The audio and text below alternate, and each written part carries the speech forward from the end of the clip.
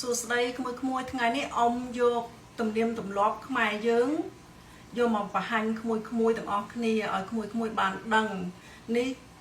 អ៊ំបានរៀនតពីឪពុកម្ដាយនិងដូនតាអញ្ចឹងណារៀនពីក្មេងមកអ៊ំចាំហើយ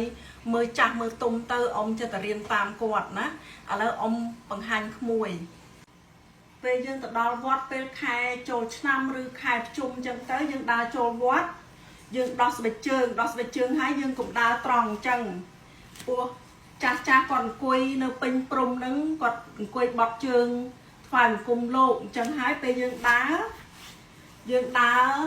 ដាក់ដៃចេះមកមួយដាក់ដៃទាំងពីរអញ្ចឹងក៏បានដាក់ចេះក៏បានដើរអោនដើម្បីយើងគោរពចាស់ទុំដែលគាត់អង្គុយនៅជុំវិញហ្នឹងណាបើយើងដើរត្រង់គេថាយើងឆ្លើយអត់មានម៉ែឪបដៅអញ្ចឹងទៅហើយយើងរកកន្លែងអង្គុយហើយយើងលុតជង្គង់ដាក់ដៃច្រត់ចេះមកដើម្បី support ខ្លួនយើងហើយយកជើងយើងបត់មកខាងចេះមកមួយប្រុសក៏ដោយស្រីក៏ដោយណាធ្វើដូចអ៊ំអញ្ចឹងណាហើយយើងមានកសែងយើងយកកសែងមកយើងដាក់នៅខាងឆ្វេងដាក់លើស្មាខាងឆ្វេងយើងហ្នឹងណាហើយយើងពាត់ចឹងមកចាពាត់ចឹងមកហ្នឹងហើយពាត់ដូចអ៊ំអញ្ចឹងណាហើយយើងរៀបខ្លក់ចំខ្លួនយើងឲ្យស្រួលចឹងលើកទី1យើងថ្វាយបង្គំព្រះមានគេមានរៀបចំព្រះអង្គដាក់មកខាងលោកគង់មកខាងអញ្ចឹងហើយលើកទី1យើងថ្វាយបង្គំព្រះយើងងាកមក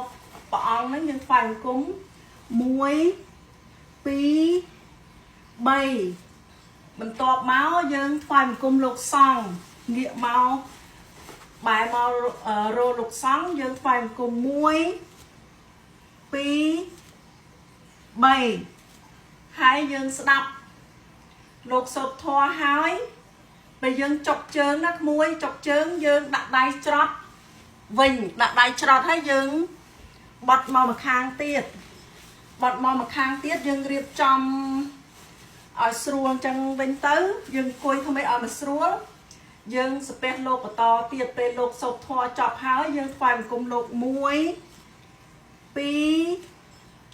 3រួចហើយយើងនិយាយថាសាធុ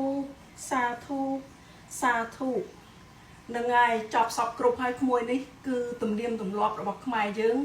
ដ៏ល្អមួយជាគំរូចា